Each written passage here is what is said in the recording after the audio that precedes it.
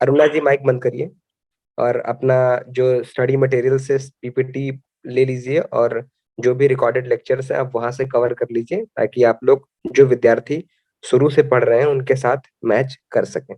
ठीक है, तो आइए प्रारंभ करते हैं। सभी लोग क्लास समय से जुड़ जाया करें क्लास में। सर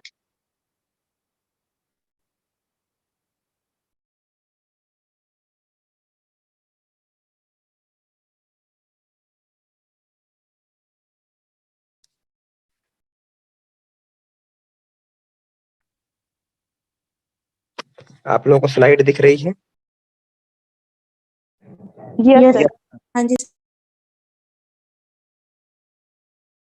आज हम लोग अंतिम उपनिषद पढ़ेंगे। इससे पहले, पढ़ने से पहले हमने किन किन उपनिषदों की चर्चा कर ली है, कोई बताए? चलिए राकेश जी बताएंगे, हमने कौन कौन से उपनिषदों की चर्चा कर ली है। सर श्वेतास्त्रोत्र निषद और योग चूड़ामणि, कुंडली उपनिषद, योगराज उपनिषद।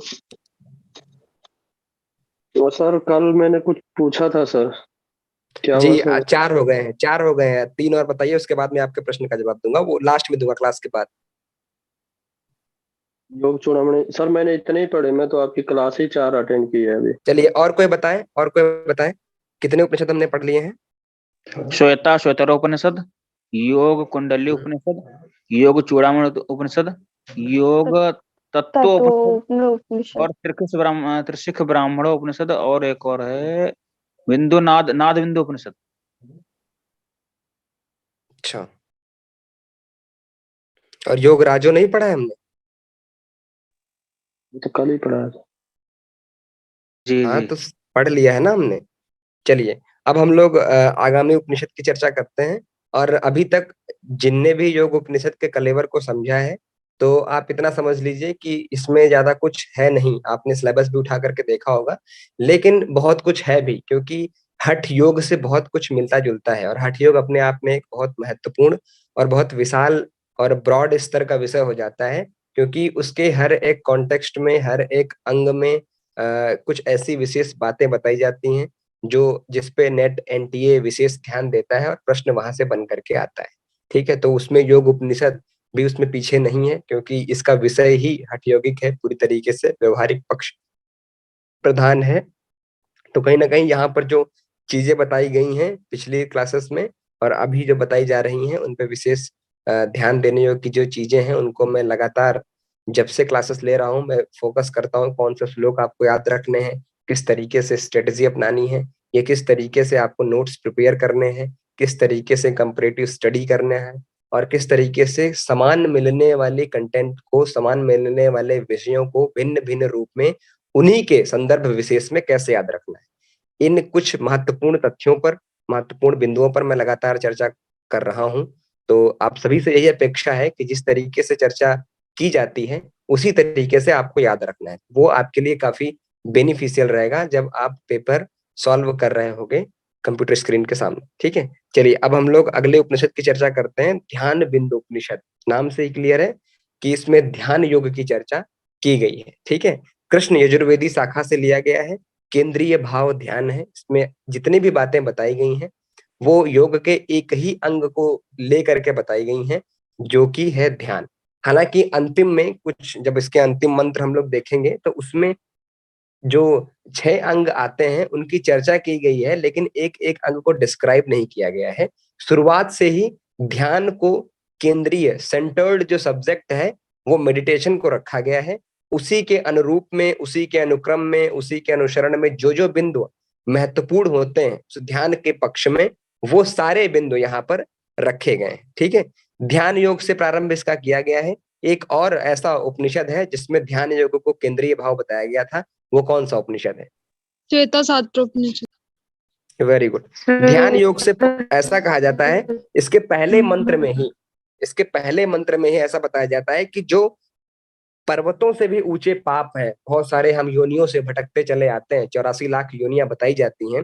तो लगातार जब व्यक्ति हर योनियों में बुरे कर्म करता है, हर योनियों में कुछ ऐसे विशुद्ध एक तरीके से निषिद्ध कर्म करता है, तो उससे पापों का घड़ा भरता है। ठीक है। और पाप जो होते हैं वो व्यक्ति जाने में भी करता है और अनजाने में भी करता है। तो ऐसे सभी प्रकार के पाप जो व्यक्ति कर देता है, तो उन पापों का विनाश जो है वो ध्यान योग के माध्यम से होता है। ऐसा ध्यान बिंदु उपनिषद अपने उपनिषद के शुरुआत के प्रथम पक्ष में ही कह देता है। 106 मंत्रों के साथ इस उपनिषद को प्रतिभाषित किया गया है। ध्यान योग के महत्व की चर्चा करते हैं। इसमें श्लोक ये इंपॉर्टेंट है, इसलिए यहाँ पर रखा गया है। शैल समम पापम विस्तीर्ण बहुयोगनम भिगले ध्यान योगेन नान्यो भेदः कदाचन। अर्थात यदि पर्वत की तरह अनेक जन्मों के सहित एक जन्म में पाप व्यक्ति अगर करेगा तो उसका फल उसे आगामी जन्म में भोगना पड़ेगा। इसी को कहा जाता है हेयम दुखम अनागतम, जो आया नहीं है आने वाला है। और ऐसा दुख जो प्रारब्ध से लेकर के व्यक्ति आया है, प्रारब्ध यानी क्या, जो पूर्व जन्म में व्यक्ति ने कर्म किया होगा, उस कर्मों के साथ अगर बुरे कर्म करता है तो पाप को लेकर के वो आगामी जन्म में प्रवेश करता है। जैसे असुरी लोग कहा जाता है, असुरी नाम ते लोग का अंधेन तमसा वृता तास्ते प्रत्यापे गच्छन्ति एकी चाहात्म हनोजना। ठीक है। तो ऐसा साधक या ऐसा व्यक्ति जिसके पाप पर्वत की तरह हो जाते हैं, जो अनेक जन्मों के साथ लेकर के आता है, ऐसे अगर पापों का समूह भी हो तो ध्यान योग के द्वारा उसे नष्ट किया जा सकता है, उसे क्षीण किया जा सकता है। यही सबसे श्रेष्ठ कोटि का अंग बताया गया है। इसीलिए कहा गया किसी अन्य साधन से संभव नहीं। ध्यान योग को इसीलिए यहाँ पर केंद्रीय भाव बताया गया है, क्योंकि पापों का विनाश योग के एक अंग की महत्ता को प्रधानतः बताते हुए इन्होंने इस उपनिषद में ये बिंदु बताया है। प्रणव के स्वरूप, अब यहां पर इन्होंने एक चीज बताया कि ध्यान तो करना है, लेकिन किसका करना है। तस्य वाचकः प्रणव, उसका वाचक नाम प्रणव, ऐसा हमारे पतंजलि योग सूत्र में कहा गया। तो यहां पर जो इन्होंने बताया कि ध्यान जो करोगे तो ध्यान किसका, परमात्मा का स्वरूप क्या है, वह परमात्मा जिसके लिए, जिसको हम अपना ध्येय मानते हैं, अपने स्वरूप को उसमें ध्येयाकार अनुभव करते हैं, तो उनका स्वरूप है प्रणव, जिसकी चर्चा हम अन्य उपनिषदों में भी करते हुए आए हैं। उनकी 4 मात्रा, 12 कला, इस तरीके की चर्चाएं जो अन्य उपनिषदों में की गई हैं, वही कुछ चर्चा यहाँ पर भी की गई है। 9वें मंत्र से लेकर के 11वें मंत्र तक यहाँ पर प्रणव के स्वरूप की चर्चा की गई है।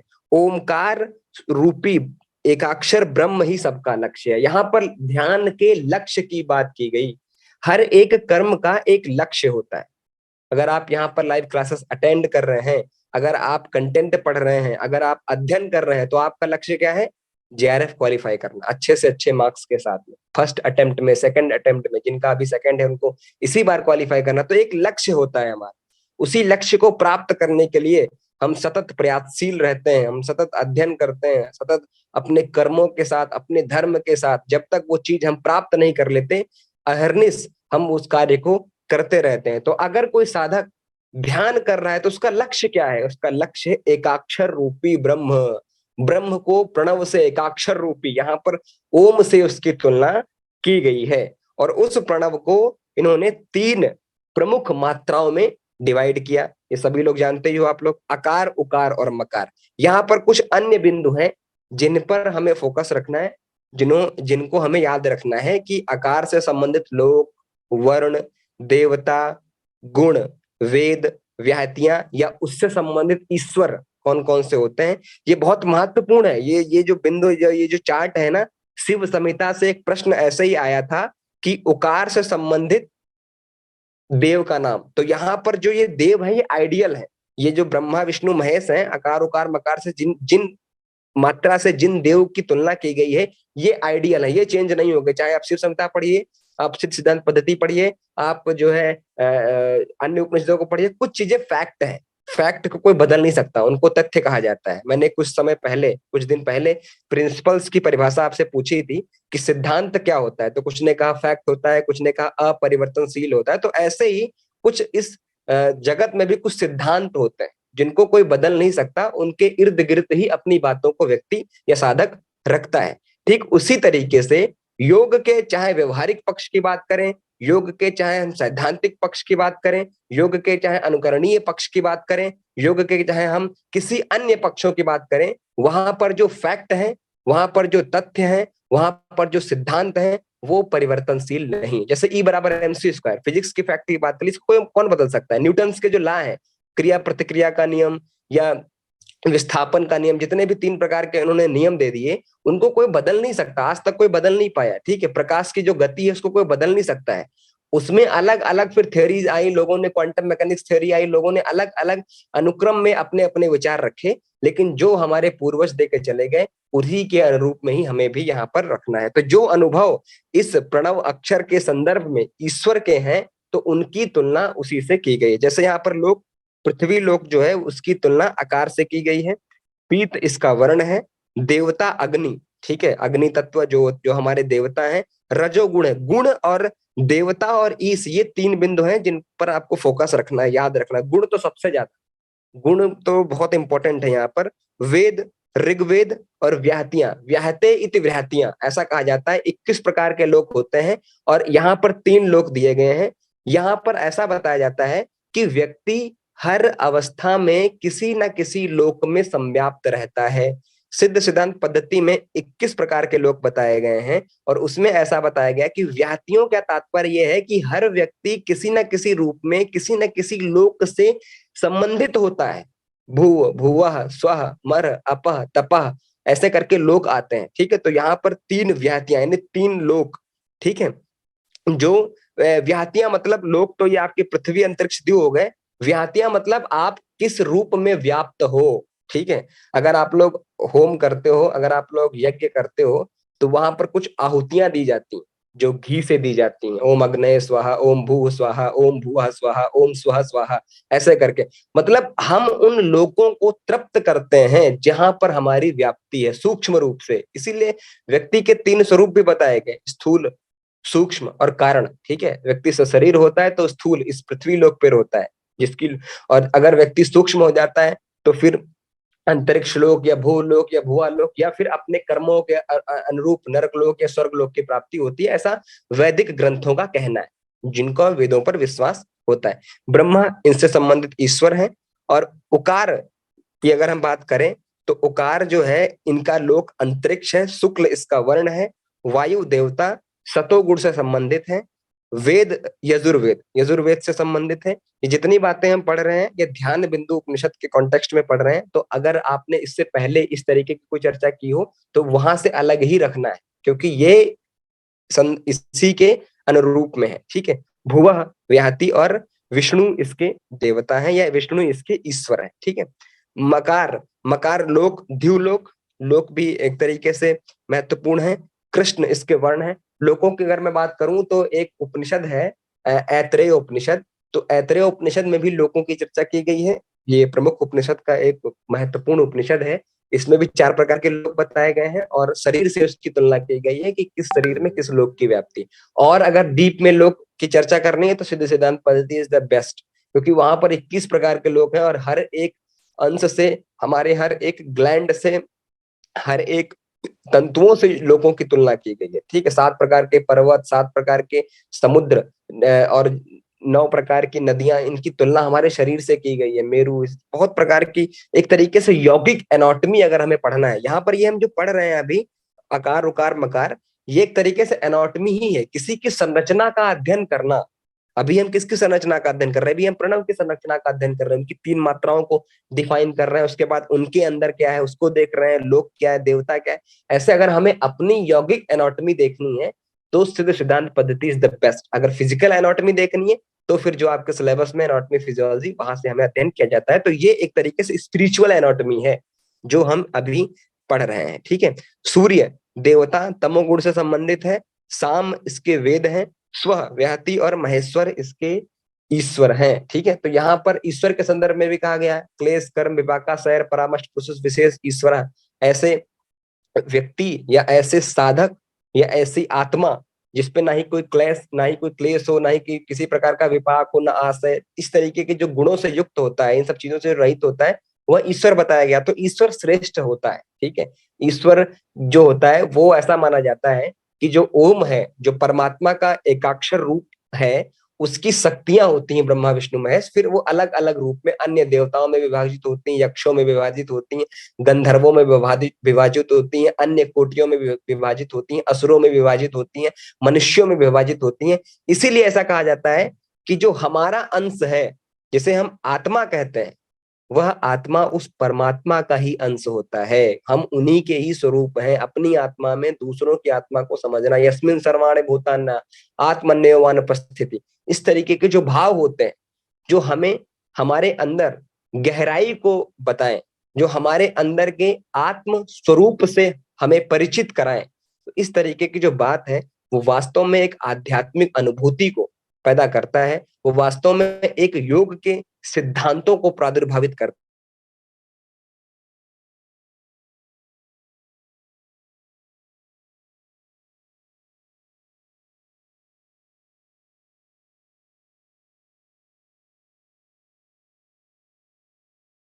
है। एकाक्षर रूपी ब्रह्म, ऐसा कौन कहता है? ध्यान बिंदु उपनिषद कहता है। तो ये जो चर्चा की गई है, ये 9 से लेकर के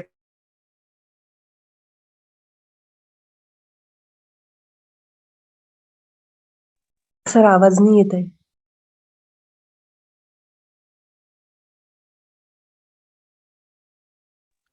सर आवाज चली गई है.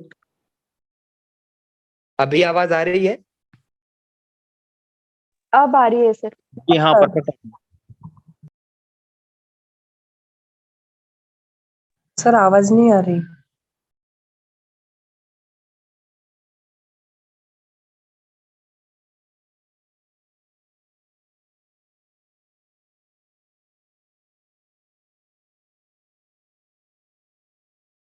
अभी मेरी आवाज आ रही है आप लोगों तक, सभी लोगों तक? हाँ जी ये हाँ सर सर. आवाज आ रही है. जी सर आ गई. ठीक आ है। रही है आवाज. हाँ, अभी ओमकार के स्वरूप की चर्चा यहाँ पर की गई है। ये स्वरूप मैंने एक दिन और भी बताया था, अगर आप लोगों को याद हो। मैंने एक दिन इसकी चर्चा करी थी, फिर मैंने ये भी कहा था कि जब ये विशेष संदर्भ आएगा ध्यान बिंदु उपनिषद में, तो इसकी डिटेल में चर्चा की जाएगी। तो वो प्रसंग जो है वो प्रारंभ हो चुका है, तो आप लोग ध्यान पूर्वक सुनिएगा। और भी ओमकार के बारे में अन्य उपनिषदों में लिया जाएगा, क्योंकि ये जितने भी उपनिषद हैं ये आप लोग समझ गए होंगे कि ब्रह्म विषयक है, ठीक है। और ब्रह्म का जो स्वरूप है वो ओम है, जिसको हम प्रणव कहते हैं। तो कुल मिलाकर के उसी के इर्द गिर्द चर्चा की जाती है। चाहे आप नाद अनुसंधान की बात कर लीजिए, चाहे आप लय योग की बात कर लीजिए, चाहे आप हठ योग की बात कर लीजिए, या राज योग की बात कर लीजिए, ये सारे योग जिनकी चर्चा चाहे तत्वोपनिषद में की गई हो, या अन्य हठ योग के ग्रंथों में, हठ रत्नावली वगैरह में की गई हो, या शिव संहिता में की गई हो, ये सारे योग हमें उस ब्रह्म की प्राप्ति के लिए उस प्रणवाक्षर की एनाटॉमी को ही बताते हैं कि पहले आप उसको समझिए, उसके बाद ही आप उस परमात्म तत्व को प्राप्त कर सकते हैं, ठीक है। क्योंकि ये एक साधन होता है। अगर आपको जेआरएफ क्वालिफाई करना है तो किताब, स्टडी मटेरियल्स एक साधन है, उसी को अपना करके ही आप वो चीज प्राप्त कर सकते हो। यहाँ पर ये चीजें बहुत ज्यादा इंपॉर्टेंट। 8 अंग, 4 पाद, 3 नेत्र और 5 देवता यहाँ पर ओमकार के स्वरूप के संदर्भ में बताए गए हैं। तो ये अंग याद कर लेना है, ठीक है, ये इंपॉर्टेंट है, ठीक है। अकार, उकार, मकार, ये 3 चीजें तो हमने पढ़ ली। नाद बिंदु कला, नाद बिंदु और कला, ठीक है। 7वां है कलातीत और 8वां है उससे भी परे। अगर कलातीत से भी परे कोई अंग है तो वो भी इसी का ही अंग है, जिसे हम ओम कहते हैं या जिसे हम प्रणव कहते हैं। तो कुल मिलाकर के आप इन अंगों से समझ सकते हो कि इस ब्रह्मांड में जो कुछ भी है वह इस प्रणव से ही आच्छादित है, क्योंकि लास्ट में क्या कहा गया? उससे भी परे। अगर इन 7 से भी कुछ परे है इस ब्रह्मांड में, इस जगत में, इस गैलेक्सी में, हमारे कॉस्मस में, तो वो सभी प्रणवाक्षर ही है, प्रणव का ही वो अंश है।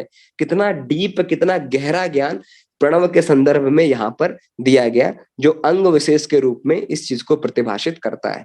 तो ये 8 अंग हैं जिनको आपको याद रखना है, ठीक है। चतुष्पाद, 4 पैर, व्यष्टि परक और समष्टि परक, इसमें कोई डिफरेंस बताएगा? व्यष्टि परक और समष्टि परक क्या होता है? व्यष्टि और समष्टि में डिफरेंस बताएगा कोई? Anyone tell me what is the sir difference between? जी सर व्यष्टि जो होती है वो मतलब पर्टिकुलरली होती है, मतलब पर्सनली, और समष्टि मतलब कि पॉपुलेशन के लिए। और कोई? सर वेस्टी मीन्स चिपकना, वो स्टिक होता है। दाउती वेस्ट करता है ऐसा। समिष्टि मीन्स सबके होता है ऐसा। सही है, आप लोग सही पकड़ रहे हो। व्यष्टि मतलब अपना खुद का, हमारा शरीर, और हाँ। समष्टि मतलब ब्रह्मांड। इसी के संदर्भ में कहा गया यत् पिंडे तत् ब्रह्मांडे, जो तत्व हमारे अंदर है वही इस वही इस ब्रह्मांड में है। यत् पिंडे तत् ब्रह्मांडे। ऐसे ही आयुर्वेद में भी एक श्लोक आता है, यावन्तः ही लोके भाव विशेषः तावन्तः पुरुषे, यावन्तः पुरुषे तावन्तः लोके। जो इस पुरुष के अंदर है, जो इस व्यष्टि में है, वही तत्व, वही भाव, वही लोक इस समष्टि में विद्यमान है। जितने नक्षत्र, जितनी ध्रुवें, जितनी ताराएं, या जितने प्रकार के नदियां, ब्रह्मांड, पर्वत, मेरु श्रृंखलाएं, जितनी हमारी इस ब्रह्मांड में हमें दिखाई प्रतीत होती हैं, जड़ जगत में दिखाई प्रतीत होती हैं, वो कहीं ना कहीं सूक्ष्म रूप से हमारे अंदर भी विद्यमान है। उसी चीज को ध्यान में रखते हुए इन्होंने 4 पैरों की चर्चा करी, जो व्यष्टि में अवस्थाओं के रूप में है, और समष्टि में इस संसार को जो चलाने के लिए जो चीजें हैं, जैसे विराट, सूर्य, बीज और तुर्य। ठीक है, ये सारे के सारे जो पैर, क्योंकि पैर क्या करते हैं, हमें चलाते हैं। पैर का कार्य क्या होता है? चलाना, दिशा देना, हम एक स्थान से दूसरे स्थान तक ले जाने के लिए पैर होते हैं। ठीक है, तो हमारे अंदर क्या है? अवस्थाएं। एक एक अवस्था को भेद करके हम अपनी चेतना को परिष्कृत करते हैं या परिमार्जित करते हैं। ठीक है, चाहे वो जागृत अवस्था हो जिसे विश्व, चाहे वो स्वप्न अवस्था हो जिसे तेजस कहते हैं, चाहे वो सुषुप्ति अवस्था हो जिसे प्राज्ञ कहते हैं, और चौथी जो तुरीय अवस्था होती है, जिसकी चर्चा अभी हमने कुछ समय पहले एक अन्य उपनिषद में भी करी थी। तो ये जो अवस्थाएं हैं, ये जो चतुष्पाद जो अपने प्रणव अक्षर की बताई गई हैं, वो व्यष्टि परक के विशेष संदर्भ में बताई गई हैं। और समष्टि परक के लिए बताएगा विराट। ये जो हमें विराट आकाश दिखाई पड़ता है, ये जो हमें विराट नीला नीला दिखाई पड़ता है, जिसका ना ही कोई अंत है ना ही कोई समापन है, जो शून्याकार है, यह दूसरा सूर्य, सूर्य को संदर्भ में कहा जाता है ये ऊर्जा का स्रोत है। जो भी संसार में विद्यमान है, जो भी जड़ जगत को ऊष्मा दे रहा है, ऊर्जा दे रहा है, उसका स्रोत जो है वो सूर्य है। और बीज, हर किसी के पीछे एक बीज होता है जिसको हम कारण कहते हैं। अगर कुछ अंकुरण भी हो रहा होता है तो बीज होता है। खेतों में भी अगर आप किसी फसल को उगाना चाहते हो तो उसके लिए पहले बीज डालना पड़ता है, क्योंकि वही एक नवीन दिशा धारा का, वही एक नवीन शाखा का कारण होता है। तो हर एक कार्य के पीछे एक कारण होता है जो कि बीज स्वरूप में विद्यमान होता है। जब आप सांख्य दर्शन के सत्कार्यवाद थ्योरी पढ़ते हैं तो वो भी यही बताता है कि हर कार्य के पीछे एक कारण होता है, और निश्चित कारण होने पर ही उस कार्य की समाप्ति सफल रूप में होती है। आपके पीछे अभी आप कार्य कर रहे हो, क्या कार्य कर रहे हो? पढ़ाई का कार्य कर रहे हो, तो कारण क्या है? कारण है ना आपको जेआरएफ क्वालिफाई करना, ये कारण है। ठीक है, आप संसार में पैसा कमा रहे हो, किसके लिए कमा रहे हो? जिम्मेदारियां हैं, जिम्मेदारियां एक कारण है। आपकी अपनी नीड है।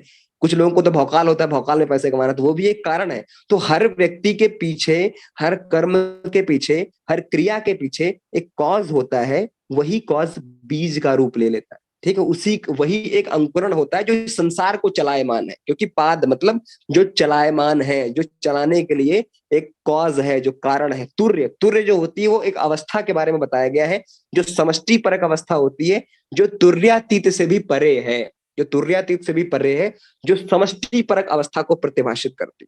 तुर्य के बारे में अभी मैंने कल जब मैं राजोपनिषद पढ़ा रहा था, योग राजोपनिषद, तब भी मैंने एक अन्य उपनिषद की चर्चा करी थी, अन्य उपनिषद की, जिसका नाम है मांडुक्य उपनिषद। उसमें ये 4 अवस्था तो है ही है, उसके साथ में तुर्य के बारे में भी बहुत बेहतरीन तरीके से समझाया गया है। एक एक श्लोक बताया गया है, एक एक श्लोक अच्छे से डिस्क्राइब किया गया है। ठीक है, वो हर अवस्था और हर चीजों के बारे में बताया गया। तो अभी यहाँ पर इतना समझ लीजिए कि जो समष्टिगत अवस्था है, जो तुर्य अवस्था से भी परे है, क्योंकि हमसे भी परे क्या है? हमारी आत्मा से भी परे क्या है? परमात्म तत्व। ठीक है, हम निम्न ऊर्जा है और परमात्म तत्व क्या है? विशिष्ट ऊर्जा। इसी को विनियोग कहा जाता है। ठीक है, आप लोग विनियोग, जब में कुछ लोग विनियोग लगाते हैं, तो विनियोग का भी तात्पर्य यही होता है, निम्न ऊर्जा को विशिष्ट ऊर्जा से जोड़ना, निम्न ऊर्जा का विशिष्ट ऊर्जा से योग, हो गया विनियोग। तो ये जो अवस्था होती है तुर्या अवस्था की प्राप्ति पर ही होती है। जब श्रेष्ठ अवस्था हो जाए, जब साधक को अनुभव होने लगे कि हम शरीर नहीं है, अहम ब्रह्मास्मि, हम ब्रह्म हैं, हम ब्रह्म के अंश हैं, तो इस तरीके की जब अवस्था आने लगती है, वह तुर्या अवस्था होती है और यह चेतना की अत्यंत इसी को सुप्रीम कॉन्शियसनेस कहा जाता है। कॉन्शियसनेस, सब कॉन्शियसनेस, सुपर कॉन्शियसनेस, फिर एक सुप्रीम कॉन्शियसनेस होता है कि अब हमारी चेतना इतनी परिष्कृत हो गई, इतनी परिमार्जित हो गई कि हम अपने आप के स्वरूप को भूल करके उस परमात्म तत्व में अवस्थित हुआ महसूस करते हैं। तो वह अवस्था ही तुरीय अवस्था होती है। ठीक है, 3 नेत्र और 5 देवता, ये भी ओमकार के बारे में बताए जाते हैं। जी, कोई कुछ पूछ रहा है? सर और एक बार वो समझा दीजिए ना, चतुष्पाद। हाँ, आप ध्यान से सुनिए।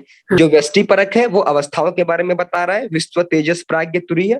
ठीक है, इसकी चर्चा हमने अभी पिछले उपनिषद में भी करी थी, मांडलिक उपनिषद में भी है। और समष्टि परक जो है विराट, जो हमें आकाश दिखाई पड़ता है, जिसका ना कोई अंत है, ना अनादि है, ना ही कोई सीमा है इसकी। सूर्य जो ऊर्जा का स्रोत है, बीज यानी कारण, अगर ये जगत भी चलायमान है तो इसके पीछे कारण है जो कि बीज स्वरूप होता है। ठीक है, तुरीय जो हमारी श्रेष्ठ अवस्था होती है, जो तुरीय अवस्था से भी परे है, जो ना अंत, ऐसा मैं चलो बताता हूँ इसके बारे में। ऐसा मांडलिक उपनिषद में कहा गया है, न अंतः न बहिष्प्रज्ञा चैवो तुर्यावस्था। जो ना अंतः प्रज्ञा वाला है, जो ना बाह्य प्रज्ञा वाला है, मतलब एक तरीके से जो न अंदर विद्यमान है न बाहर विद्यमान है। ठीक है, जो हर जगह विद्यमान है वही तुरिया। जब ऐसी अवस्था आ जाए कि आप अपने आप को परमात्म तत्व में अवस्थित मानने लगो, और जब आपको लगे कि हम सब जगह विद्यमान है, हम शरीर के अंदर बंधे हुए नहीं है, यह जड़ माया, यह जड़ जगत हमको बांध करके नहीं रख सकता, तो वह अवस्था तुरीय अवस्था होती है। उसी को यहाँ पर समष्टि परक विशेष में ओमकार के चतुष्पाद में इसको प्रतिभाषित किया गया। ठीक है, 3 नेत्र हैं और 5 देवता हैं। तो ये भी फैक्चुअल बातें हैं, अभी तक जितनी स्लाइड पढ़ी ये सब फैक्ट हैं। तो इनको फैक्चुअल चीजों को ऐसे ही याद किया जाता है। 3 नेत्र, जागृत, स्वप्न, सुषुप्ति, ये भी अवस्थाएं हैं जिनकी चर्चा अभी हमने कुछ समय पढ़ी, तो इनको नेत्र से भी इनकी तुलना की गई है। ठीक है, और 5 देवता, देवता इसमें इंपॉर्टेंट है। उसमें भी जब हम अकार उकार मकार पढ़ रहे थे तो वहां पर भी ईश और देवता इंपॉर्टेंट थे, यहाँ पर भी। ठीक है, ब्रह्मा, विष्णु, रुद्र, सदाशिव और ईश्वर। ठीक है, यहाँ पर आप कंफ्यूज मत होइएगा कि रुद्र भी वही है, ईश्वर भी वही है। ठीक है, अभी मैंने एक समय पहले और भी बताया था आपको कि जब आप 21 लोग पढ़ोगे ना तो 21 के 44 देवता बता दिए गए हैं। ठीक है, तो नीलकंठ भी बताया गया है, रुद्र भी बताया गया है और वीरभद्र भी बताया गया है। तो एक तरीके से कुल मिला के शक्ति एक है, नाम अनेक है। जो हम अभी अपने हिंदू धर्म में भी पढ़ते हैं, सनातन धर्म में भी हम लोग पढ़ते हैं कि चाहे हम किसी की भी पूजा आराधना करें, लेकिन शक्ति सबकी एक होती है, स्वरूप अलग अलग हो गए। क्यों? अब यहाँ पर ओम जो है वो शक्ति तो अलग है, लेकिन 12 कलाएं हैं, कलाएं तो 12 हैं। हर व्यक्ति की हर कला की एक विशेष सिद्धि थी, एक विशेष जो है प्रक्रिया थी जिसके स्वरूप हमें फल प्राप्त हो रहा था। तो ऐसे ही यहाँ पर भी ये ऊर्जा के स्वरूप देवता बताए गए हैं और जिसकी यहाँ पर संख्या 5 बताई गई है, ये इंपॉर्टेंट है। ठीक है, ब्रह्मा, विष्णु, रुद्र, सदाशिव और ईश्वर। ठीक है, ये इंपॉर्टेंट है। अब कुल मिला के ये सबसे महत्वपूर्ण स्लाइड है, इसे आप लोग समझ लेंगे तो पूरा काम हो जाएगा। ये क्या है? ये है ध्यान की विधि। ठीक है, आपने ये तो समझ लिया कि ध्यान बिंदु उपनिषद में ध्यान के बारे में बताया गया है। ध्यान किसका करना है? प्रणव का ध्यान करना है। क्यों करना है? क्योंकि वही हमारा लक्ष्य है, वही एकाक्षर है, और अगर उनका ध्यान करेंगे तो परमात्म तत्व की प्राप्ति होगी, अवस्थाओं का भेदन होगा और एक तरीके से हम अपनी आत्मा का संयोग उनकी आत्मा से कर सकते हैं, परमात्म तत्व से हम मिल सकते हैं। ये हो गया। लेकिन अब करना कैसे है, प्रोसीजर क्या है? तो यहाँ पर इन्होंने प्रोसीजर भी समझा दिया। 1 नहीं, 2 नहीं, 3 तरीकों से बताया। क्योंकि ये ध्यान बिंदु उपनिषद है तो ध्यान के प्रोसीजर की चर्चा अगर ना की जाए तो उपनिषद अधूरा रह जाता है। अभी जितने विद्यार्थी ये पॉपअप कर रहा है हमारी स्क्रीन पर, ये अभी अभी आ रहे हैं, तो आप जितने विद्यार्थी अभी अभी ज्वाइन कर रहे हैं तो मैं बता देना चाहता हूं कि आप लोग समय का विशेष ध्यान रखा करें। पंक्चुअलिटी मेरी क्लास में बहुत इंपॉर्टेंट है। एक एक चीजों को मैं पढ़ाता हूं तो बीच बीच में आओगे तो फिर उसमें कुछ समझ नहीं आएगा, फिर कंफ्यूज रहोगे और फिर जब एग्जाम आएगा तो ढंग से आप क्वेश्चन नहीं कर पाओगे, फिर आपको लगेगा टीचर ने ढंग से नहीं पढ़ाया। ठीक है, तो ऐसा नहीं होना चाहिए। कुछ विद्यार्थी जो लगातार हमारे साथ जुड़ते हैं, बहुत अच्छा लगता है, जवाब देते हैं, सब कुछ है। आप लोग भी पंक्चुअलिटी का विशेष ध्यान रखें। मेरी क्लास में नहीं, कहीं पर भी, किसी की भी क्लास में। ठीक है, JRF भी क्वालिफाई कर लेंगे, स्कॉलर भी बन जाएंगे, डिपार्टमेंट में जो टाइम होगा उस टाइम पे पहुंचना। मतलब पंक्चुअलिटी तो हर जगह चाहिए आपको। ठीक है, तभी आप जीवन में सफल हो सकते हैं। तो ये ध्यान रखना है। ठीक है, तो यहाँ पर 3 विधियां बताई गई हैं। जो विधि इंपॉर्टेंट है और आप सभी परिचित हैं इससे, इसमें कुछ नया भी नहीं है। हाँ, नया बस ये है कि ये ध्यान बिंदु उपनिषद में वर्णित है, बस यही नया है। बाकी आप सभी लोग इसका अभ्यास भी करते होंगे और रूबरू भी इससे होंगे, परिचित भी होंगे। पहली विधि में बताया गया, हृदय कमल की कर्णिका के मध्य स्थित ज्योतिर्शिखा के समान अंगुष्ठ मात्र आकार के नित्य ओमकार स्वरूप परमात्मा का ध्यान करें। अब ये तो कठोपनिषद वाली ही बात कर दी। कठोपनिषद में भी यही बताया गया कि हृदय में जो अनाहत चक्र होता है वहीं पर जो हमारी शिखा होती है, ज्योति शिखा, ज्योति स्वरूप अंगुष्ठ मात्र और हृदय में विद्यमान, ऐसा कठोपनिषद में बताया गया कि जो हृदय का जो हमारा परमात्मा का वास है वो हमारे हृदय में है, अनाहत चक्र में है, और किसके आकार के स्वरूप, अंगुष्ठ के आकार के स्वरूप है और ज्योति के समान, ठीक है, प्रकाश पुंज के समान है। आप लोग रामायण महाभारत देखते होंगे तो आप लोगों ने देखा भी होगा, जब किसी की सशरीर मृत्यु हो जाती थी तो एक ज्योति स्वरूप अंगुष्ठ मात्र एक ज्योति निकलती थी, फिर वो भगवान राम में, या भगवान, अगर आप महाभारत या विष्णु जी का देखते होंगे तो विष्णु जी की आत्मा में समा जाती।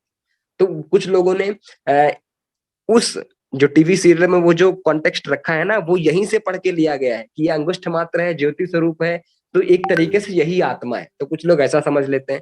दूसरे विधि में इन्होंने बताया कि जो हमारी बाई नासिका होती है, फिर यहाँ पर प्राणायाम के साथ कोरिलेट किया गया, क्योंकि एक तरीके से प्रच्छर्दम विधारणाभ्याम व प्राणस्य, ये भी तो बताया गया है, प्राणों को अंदर बाहर करना, प्राणों को खींचना और प्राणों को छोड़ना, इसके द्वारा भी चित्त निर्मल होता है, इसके द्वारा भी ध्यान की प्राप्ति होती है। प्राणायाम की प्रक्रिया से भी हम ध्यान को प्राप्त कर सकते हैं, ऐसा आपका पतंजलि योग सूत्र कहता है, ठीक है। तो वही यहाँ पर भी कुछ उसी से रिलेटेड यहाँ पर बात की गई है कि बाई नासिका के द्वारा अपनी वायु को भरना है, इसमें उदर में भरना है, देह के मध्य में ज्योतिर्मय ओमकार का ध्यान करना है। देह के मध्य में, आपका मध्य क्या होता है, आप किसी जो सेंटर ऑफ मास जिसको हम बोलते हैं, आइडियली नाभि जो होती है वो देह का मध्य बताया जाता है यौगिक ग्रंथों के अनुसार, ठीक है। तो यहाँ पर इन्होंने बताया कि प्राणायाम के साथ साथ हम ध्यान की प्रक्रिया करते हैं, क्योंकि ऐसा होता है कि एक प्रोसीजर ना हर व्यक्ति पर लागू नहीं किया जा सकता, इसीलिए कई प्रकार के ध्यान निष्पादित किए गए, कई प्रकार के आसनों की टेक्निक्स इजाद की गई।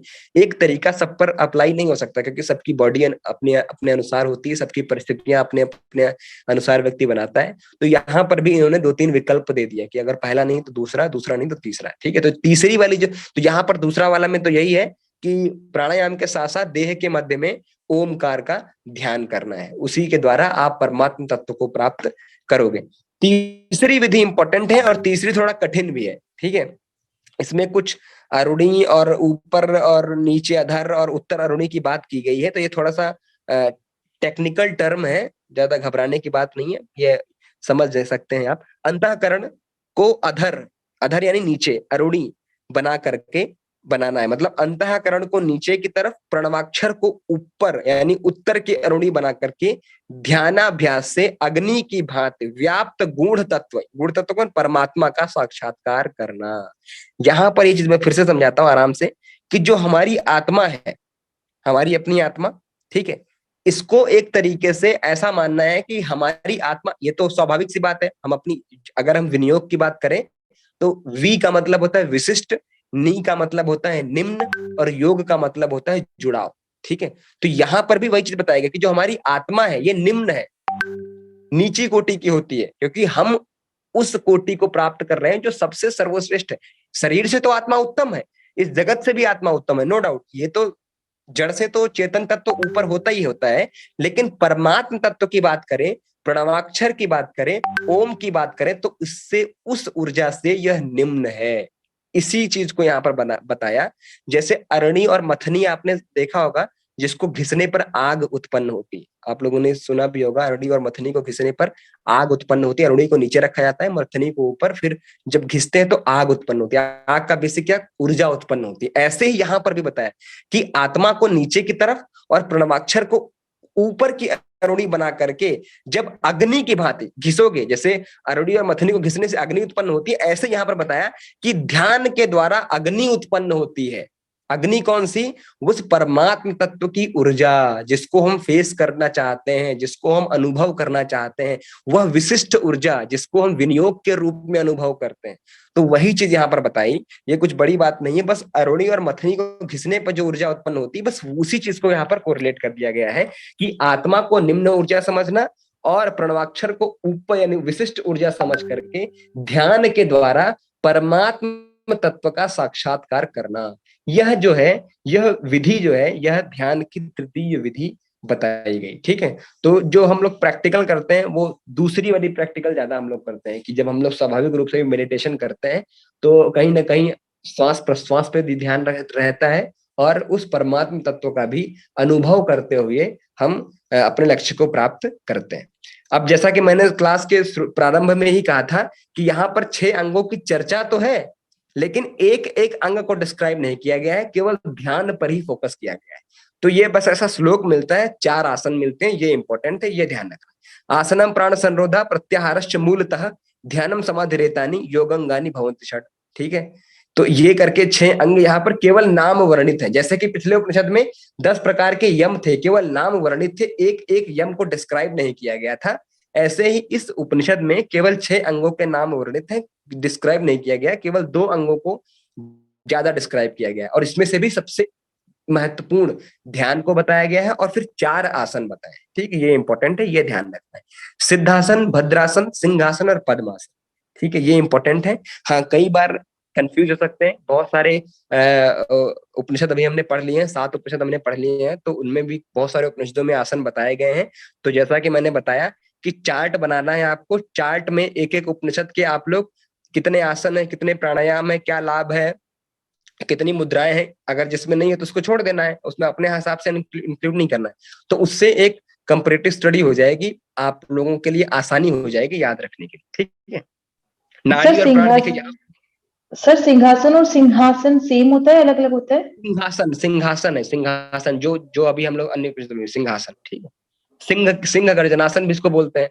अभी जो लोग अभी आते रहे और जब उसमें थायराइड की प्रॉब्लम में ये बहुत उपयोगी होता है सिंहासन, तो फिर लोगों ने अपनी तरीके से उसे मॉडिफाई कर दिया, फिर सिंह गर्जनासन वाला उसमें थोड़ा गर्जन ऐड कर दिया, तो थायराइड ग्लैंड के लिए उसे अच्छा बना दिया, वोकल कॉर्ड के लिए उसको बेहतर बना दिया।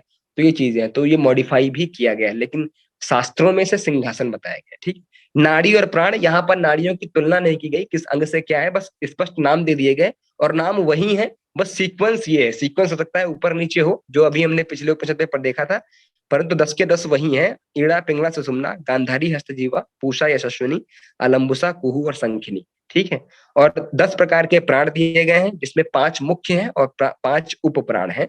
प्राण, अपान, समान, उदान, व्यान, नाग, कूर्म, कृक्कल, देवदत्त और धनंजय। ठीक है, ये जब आप हठयोग भी पढ़ेंगे ना तो हठयोग को भी मिलेगा, हर एक उपक्रम में मिलेगा, नाड़ी प्राण तो मिलेगा ही मिलेगा, क्योंकि हठ योग में प्राण की चर्चा की गई है। प्राण प्रवाहित, प्राण किस रूप में होगा? इन 10 रूप में होगा। अब अगर उसके स्वरूप 10 हैं तो किन नाड़ियों में प्रवाहित होगा? तो कुछ ना कुछ चैनल्स होंगे ना, तो 72,000 चैनल्स बताए गए, कहीं के 3.5 लाख चैनल्स बताए गए।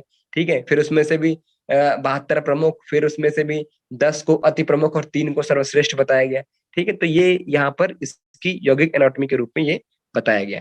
नादानुसंधान इसका अंतिम उपक्रम है, क्योंकि ये जो नादानुसंधान है, ऐसा बताया जाता है कि जब आप ध्यान की अवस्था करते हो या ध्यान को अनुभव करते हो, तो कहीं ना कहीं, क्योंकि प्रणवाक्षर क्या है? प्रणवाक्षर एक ध्वनि है, प्रणव ओम एक ध्वनि है, तो जहां ध्वनि की बात हो जाएगी वहां लय योग आ जाएगा, और जहां लय योग आया वहां पर नाद का होना बहुत ज्यादा नितांत हो जाता है। और जब नाद है तो उसका अनुसंधान, नाद अनुसंधान, नाद को अनुभव करना, नाद को सुनना, ये तो अपने आप में एक विशिष्ट हो जाता है। तो इसकी चर्चा यहाँ पर अंतिम मंत्रों में की गई है। ऐसा कहा गया कि सुषुम्ना, यहाँ पर ज्यादा डिटेल में नहीं बताया गया है, इससे पहले जब हम नाद बिंदु उपनिषद पढ़ रहे थे तो वहां पर आदव जलत जीमूत भेरु झर्झर संभवा, मध्य तो मर्दल कंठोस्ता घंटा काल जास्ता, अंत्य तो किंकड़ी वंश वीणा भ्रमर सुना, इतना ना विधा नादा सूर्य अंत्य देह मध्य का, इस तरीके से श्लोक आया था और नाद के कई सारे प्रकार बताए गए थे। यहाँ पर इतना ज्यादा डिटेल्ड में नहीं बताया गया है, बस पहली लाइन ज्यादा इंपॉर्टेंट है कि सुषुम्ना के आश्रित वीणा दंड से उठने वाला अमूर्तनाद सुनाई पड़ता है, जैसे शंखनाद आदि के मध्य अमूर्तनाद सुनाई पड़ता है। मतलब अमूर्त ध्वनि जो है वो किसकी ध्वनि है? वीणा दंड से उत्पन्न होने वाली, जैसे कि शंखनाद। ठीक है, शंखनाद और वीणा, ये 2 ध्वनियों को अनुभव करना बताया गया। और किसके आश्रित? सुषुम्ना में, क्योंकि नाद का अनुभव तभी होता है जब प्राण का प्रवाह सुषुम्ना में हो जाता है। जब तक प्राण इड़ा और पिंगला में रहेगा तब तक ऐसा माना जाता है कि इन 2 नाड़ियों में प्रवाहित प्राण प्राण की चंचलता का एक लक्षण है। जब तक प्राण सुषुम्ना में प्रवाहित नहीं होगा तब तक प्राण स्थिर नहीं होगा, और जब तक प्राण स्थिर नहीं होगा तब तक वही चले बात चले चित्तम, तब तक चित्त हमारा चंचल रहेगा। और जब तक चित्त चंचल रहेगा तब तक किसी भी प्रकार की ध्वनियों का अनुभव नहीं होगा। ठीक है, किसी भी प्रकार की ध्वनियों का अनुभव नहीं होगा तो फिर नादानुसंधान कैसे संभव है? तो इसके लिए सबसे पहले यही है कि प्राणायाम के द्वारा अपनी प्राण को चंचल या नियंत्रित करके, जो प्राण चंचल है उस प्राण को नियंत्रित करके सुषुम्ना में उसका प्रवाह कराना, उसके पश्चात ही हमें नाद का अनुभव होता है। इसीलिए नादानुसंधान जो है ना, वो हठ योग प्रदीपिका में या हठ प्रदीपिका में चौथे उपदेश में बताई गई है। प्रथम उपदेश में नहीं बताया गया। कहा गया ना, आसनम कुंभकम चित्रम मुद्राख्यम करणम तथा अथ नादानुसंधानम अभ्यासेन क्रमो हठे। जो नादानुसंधान का क्रम, अभी आपने बहुत सारे योग उपनिषद पढ़े, नादानुसंधान ना लास्ट के ही मंत्रों में आता है, लास्ट के ही मंत्रों में आता है। ऐसा क्यों? ऐसा इसीलिए क्योंकि जब तक आपका चित्त स्थिर नहीं होगा तब तक आप ध्वनि कैसे, एक तरीके से म्यूजिक ही तो है, सूक्ष्म म्यूजिक है। ठीक है, मान लो रात में, एक उदाहरण देता हूं, अगर दिन में आप घूम रहे हो तो जो आवाज होती है वो सुनाई नहीं पड़ती, लेकिन जब मौसम शांत हो जाता है, रात के 1 बजे होते हैं, 2 बजे होते हैं, तो जो गांव में रहते हैं उनको सियार की आवाज भी सुनाई पड़ती है। अगर कहीं डीजे बज रहा होगा, 200 मील दूर भी डीजे बज रहा होगा ना तेज आवाज में, वो भी आएगा। कहीं ट्रेन जा रही होगी उसकी आवाज भी आएगी, क्योंकि वातावरण में शांति आ गई। तो जब तक अपने अंदर शांति नहीं होगी, जब तक हमारा मन स्थिर नहीं होगा, तब तक हम अपने अंदर की ध्वनि को कैसे सुन सकते हैं? ऊपर जितनी हमने कहानी पढ़ी, ओम पढ़ा, प्रणव पढ़ा, उसको कैसे सुन सकते हैं जब तक हमारा प्राण स्थिर नहीं होगा? इसीलिए नादानुसंधान जो होता है वो हर ग्रंथों में लास्ट में ही आता है, कि उससे पहले जितने अंग बताए गए हैं उसका अभ्यास नितांत होता है, उसी के बाद इस अवस्था को प्राप्त कर सकते हो। अब जैसे यहाँ पर व्योमरंध्र बताया गया है, तो व्योमरंध्र को कहीं कहीं ब्रह्मरंध्र से भी इसकी तुलना की गई है, कहीं कहीं आकाश चक्र से इसकी तुलना की गई है। ठीक है, तो यहाँ पर उन्होंने बताया कि ब्रह्मरंध्र से गमन करने वाला जो नाद है वो मोर पक्षी की ध्वनि के समान रहता है। यहाँ पर देखिए, अब यहाँ पर कई प्रकार की ध्वनियों की चर्चा होने लगी। यहाँ पर मोर पक्षी की जो ध्वनि होती है, अगर किसी ने सुना हो, कोई पालता हो, या किसी के यहाँ कोई ऐसा मोर हो जो नृत्य करते हुए किसी ने देखा हो, तो जैसा उसकी ध्वनि रहती है ऐसी ध्वनि व्योमरंध्र से गमन करने पर सुनाई पड़ती है, ऐसा ध्यान बिंदु उपनिषद का कहना है। और ये साथ में ये भी कहा गया, वहीं वहां कहाँ पर? व्योमरंध्र पर, वहीं रत्नों से ज्योति समान नाद बिंदु महेश का स्थान है। जो ब्रह्मा विष्णु महेश की हम बात करते हैं तो उसमें महेश का स्थान भी व्योमरंध्र पे बताया गया है। जो पुरुष इसका ज्ञाता है वही कैवल्य पद को प्राप्त कर सकता है। क्योंकि जब तक आपको ब्रह्मरंध्र या व्योमरंध्र की बात करें, इसी को कठोपनिषद में विद्रति बताया गया है। विद्रति मतलब जिसको विदीर्ण करके व्यक्ति के प्राण निकलते हैं, और ऐसी जगह से निकलते हैं जहां से सीधा परमात्म तत्व की प्राप्ति होती है। और हर व्यक्तियों के प्राण मूर्धा से नहीं निकलते, हर व्यक्तियों के प्राण विद्रति से नहीं निकलते, हर व्यक्तियों के प्राण व्योमरंध्र से नहीं निकलते। किसी के प्राण, आप लोगों ने देखा होगा, जब कोई किसी की मृत्यु होती है ना, तो किसी किसी का मुंह खुला रह जाता है, किसी किसी की आंखें खुली रह जाती है। तो ऐसा मानना है कि उसके प्राण मुंह से निकले या उसके प्राण आंखों से निकले, फिर आंखें बंद कराते हैं। वो नहीं बंद कर पाता, कोई परिवार का व्यक्ति बंद करता। तो क्यों? क्योंकि 11 प्रकार के द्वार होते हैं, आप लोगों ने पढ़ा है। तो जो फिजिकल द्वार है वो भी प्राण के आवागमन के स्थान है। कान है, नाक है, उपस्थ है, गुदा है, और आंखें हैं, मुख है।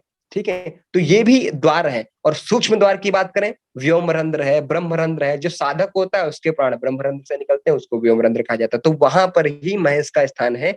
जो पुरुष उसका ज्ञाता है वही कैवल्य पद को प्राप्त कर सकता है, जिसकी चर्चा पतंजलि योग सूत्र में आप लोगों ने पढ़ी होगी। ठीक है, तो एक तरीके से ये जो उपनिषद है ये पूरी तरीके से ध्यानार्जित है, मतलब एक तरीके से ध्यान की ही चर्चा की गई।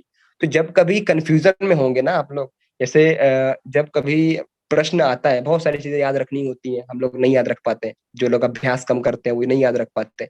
तो जब कभी ऐसा कोई प्रश्न आए तो आप लोग पहले क्या करिएगा, उपनिषद अभी हमने पढ़ा दिए हैं, तो उपनिषद में आप लोग यही करिएगा कि जो चीज जिसके संदर्भ विशेष में कही जा रही है, पहले उस प्रश्न को आपको अच्छे से पढ़ना है। अभी मैं कल पीवाईक्यू भी करवाऊंगा तो और अच्छे से अप्रोच में सिखाऊंगा आप लोगों को, ठीक है। लेकिन अभी एक चीज मैं बता देता हूँ आपको, नोट कर लीजिएगा कि जब कोई प्रश्न आता है किसी भी कॉन्टेक्स्ट में, चाहे वो एनाटॉमी फिजियोलॉजी से पूछे, चाहे वो फर्स्ट पेपर से पूछे, चाहे वो डीआई से पूछे, चाहे फिर वो आपका हायर एजुकेशन से हो, हठ योग से हो, ठीक है, या फिर आपके योग उपनिषदों से हो, तो पहले प्रश्न को ये देखना है कि जिस प्रश्न का हम अध्ययन कर रहे हैं वह प्रश्न किस इकाई से है, किस इकाई से। जैसे आप, जैसे मान लो अगर ध्यान की चर्चा की गई, प्रश्न में ध्यान आ रहा है, तो आपको याद आ जाना चाहिए कि ध्यान योग जो है ना, वो दो उपनिषदों में सबसे ज्यादा बताया गया है, एक तो श्वेताश्वतर उपनिषद, एक ध्यान बिंदु उपनिषद। पहले तो ये डिवाइडेशन करना, हालांकि बहुत सारे उपनिषदों में है, लेकिन अगर मेजर ध्यान ध्यान के बारे में बताया जा रहा है तो इस तरीके से आपको डिवाइड करना है, क्योंकि इस तरीके से कभी कभी तुक्के भी सही हो जाते हैं, ठीक है। हम लोगों ने एग्जाम दिया, हमें पता है किस तरीके से अंदाजा लगाया जाता है, किस तरीके से गेस किया जाता है। तो आप लोगों को जब रिवाइज करना है, अब इसके बाद आपको रिवाइज ही करना है, तो जब आप लोग योग उपनिषदों को रिवाइज करेंगे ना, तो इसी तरीके से रिवाइज करेंगे कि आप पहले उसके पूरे कंटेंट को पढ़ लीजिए। पूरे कंटेंट को पढ़ने के बाद मोटा मोटा आपको ये अनुभव हो जाएगा कि मेजोरिटी में किस चीज की चर्चा की गई, क्योंकि हर एक उपनिषद में ना मेजोरिटी में बहुत चीजों की चर्चा की गई है। जैसे किसी में प्राणायाम की मेजोरिटी में चर्चा की गई है, किसी में ध्यान योग की मेजोरिटी में चर्चा की गई है, किसी में ओमकार की मेजोरिटी में चर्चा की गई है। तो ये आपको पहले डिवाइड करना है, इसी तरीके से रिवाइज करना है आप लोगों को। कल किसी ने मेरे से पूछा था कि आगे पढ़ती चली जाती हूँ सर और पीछे का याद नहीं रहता, तो याद करने का तरीका यही यही होता है कि आप मेजर कॉन्सेप्ट को याद रखें, फिर माइनर चीजें तो रिवाइज करने पर ऐसे ही आ जाएगी। मेजर जब तक छूट जाएगा तो फिर माइनर भी याद नहीं रहेगा, ठीक है। तो ये चीजें थी योग उपनिषद में हमने पढ़ा, और बाकी के 4 योग उपनिषदों के टेस्ट हमने ले लिए थे। कल जब पीवाईक्यू करवाऊंगा मैं, तो जितना समय थोड़ा बचेगा उसमें मैं प्रश्न पूछूंगा आप लोगों से। तो बाकी के जो 4 उपनिषद अभी हमने लास्ट में कवर किए, इनको आप लोग पढ़ के आइएगा, ठीक है। अभी कल योगराज उपनिषद हमने कवर किया, आज हमने ये चीज देख ली है, ज्यादा कुछ है नहीं, एक एक बार आप लोग रिवाइज करेंगे, याद हो जाएगा। मुझे आप लोगों पर पूरा विश्वास है, बहुत मेधावी छात्र हैं हमारे क्लास में। जो लोग नए आ रहे हैं वो डरे बिल्कुल नहीं, कल ज्वाइन करेंगे, क्योंकि पीवाईक्यू भी कराऊंगा, कुछ स्ट्रेटजी भी बताऊंगा, ठीक है, कैसे याद रखना है, कैसे चीजें याद रखनी है। और जो लोग नए हैं वो इस डर से नहीं, इस डर से ज्वाइन ना करेंगे कि मतलब हमसे नाम लेके पूछ लिया जाएगा, तो ऐसा कुछ भी नहीं है। पिछली बार भी हमने छूट दी थी, तो पिछली बार जिन विद्यार्थियों को छूट दी थी वो ज्यादा से ज्यादा तैयारी करके आएंगे, ठीक है। तो ये आप लोगों के लिए बहुत ज्यादा उपयोगी रहेगा। अभी किसी का कोई प्रश्न है तो आप लोग पूछ लीजिए।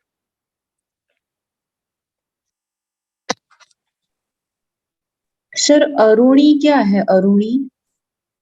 अरुणी यहाँ पर तुलना की गई, जैसे अरुणी और मथनी जो होता है ना, वो ऊर्जा का स्रोत होता है, ठीक है, जिससे अग्नि पैदा होती है, ठीक है। जैसे माचिस की तीली होती है ना, एक पे अरुणी होती है, एक पे मथनी होती है। माचिस की तीली से आप घिस के अग्नि पैदा करते हो ना, तो वो एक तरीके से मटेरियल है, बस वो नाम की तुलना, उस पदार्थ है, पदार्थ बस वो उसको बता दिया गया है, उसकी संज्ञा, जिसको सादृश्यता कहते हैं, जिसको करस्पॉन्डेंस कहते हैं, ठीक है। तो उसके सादृश्य में वो चीज बता दी गई है, क्योंकि हम लोग अमूमन उस चीज को अग्नि या ऊर्जा उत्पन्न करने के लिए उपयोग करते हैं, इसीलिए उन्होंने लौकिक भाषा में उसकी तुलना अरुणी से कर दी, बस और कुछ सर नहीं। और किसी का कोई प्रश्न? सर जो इसके आसन है और तत्वोपनिषद के आसन दोनों के सेम है? देखिए, अगर सेम मिलता है तो आपको सेम याद रखने हैं, ठीक है। तो ऐसे ऐसे प्रश्न बनेगा ना, जैसे मान लो ऐसे आ गया कि सिद्धासन कौन का चेंज वर्णन है इसका? किन योग उपनिषदों में मिलता है, तो अगर 4 या 5 उपनिषदों में मिलेगा ना, तो 5 विकल्प होंगे आपको, तो फिर ABCDE ऐसे करके विकल्प आएगा। तो ये भी इंपॉर्टेंट है, अगर वो एक उपनिषद एक आसन भी 6 उपनिषदों में मिल रहा है ना, तो आपको 6 के 6 उपनिषदों में एग्जैक्ट नाम याद करके रखने हैं, ठीक है। और बाकी राकेश जी, आपने माइक ऑन किया है, मुझे वो श्लोक दिया गया था, तो वो श्लोक तो सही है, लेकिन उस श्लोक को जिस पीडीएफ से आप पढ़ रहे हैं उस पीडीएफ में उसका अर्थ नहीं है। तो पीडीएफ आप यथार्थ पढ़िए, मैंने अनुजा जी से भी कहा था, शायद आपको उन्होंने बताया होगा या नहीं, पर मैं बता रहा हूँ नहीं बताया कि सर। ऐप में पड़ा हुआ है, मेरे स्टडी मटेरियल सेक्शन में आप जाइएगा, तो वहां पर 70 पेज का पीडीएफ पड़ा हुआ है, तो उसमें यथार्थ व्याख्या भी दी गई है। तो अगर सर यथार्थ मुझे श्लोक के साथ समीचीन सर व्याख्या एक पढ़ेंगे तो सवाल, अच्छे समझ आएगा। सर मुझे जी बोलिए। मतलब मिला नहीं सर वो उस पे ना। है, आप ऐप में जाइए ना, ऐप में है। ठीक है सर। अच्छा सर, वो रेफरेंस बुक कुछ बता देते। रेफरेंस बुक मैंने बताई ना, ज्ञान खंड ब्रह्म विद्या खंड और साधना खंड, ये तीनों बुक आती हैं अलग अलग करके। तो ये एक ही राइटर है इनके, पंडित श्री राम शर्मा आचार्य। ये बहुत जी बेहतरीन बुक है, इसको ही आप पढ़िए, क्योंकि मैंने इसी को ही पढ़ा था। तो देखिए मेरी स्ट्रेटजी हमेशा साफ रही। जब मैंने अभी एग्जाम दिया और जेआरएफ निकाला, तो एक मेरी स्ट्रेटजी सेम ही रही। अगर मैंने डीआई भी सॉल्व किया ना, तो एक ही बुक से सॉल्व किया। अगर मैंने हठयोग भी पढ़ा ना, तो एक ही बुक से पढ़ा। एक बुक को मैंने 50 बार पढ़ा था, 50 बुक को मैंने एक बार नहीं पढ़ा, उससे याद नहीं रहता है। ठीक है, तो आपको यथार्थ बुक एक ही परचेज करनी है एक विषय के लिए, उसको सर 4 आप 5 बता 6 दीजिए 7 आपने कौन सी करी सर, वही रेफरेंस दे दीजिए। यही जो मैंने 3 बुक बताई ना, इन्हीं से मैंने पढ़ा था, ब्रह्म विद्या खंड, साधना खंड और ज्ञान खंड। ठीक है, इन्हीं को आप हठयोग के परचेज लिए कर सर? लीजिए। Recording हठ योग stopped. हठ योग के लिए फिर हठ योग में बताएंगे। ये हठ योग के लिए आपका हठ प्रदीपिका है, घरण्य संहिता है, ये तो केवल धाम की आती है, हठ रत्नावली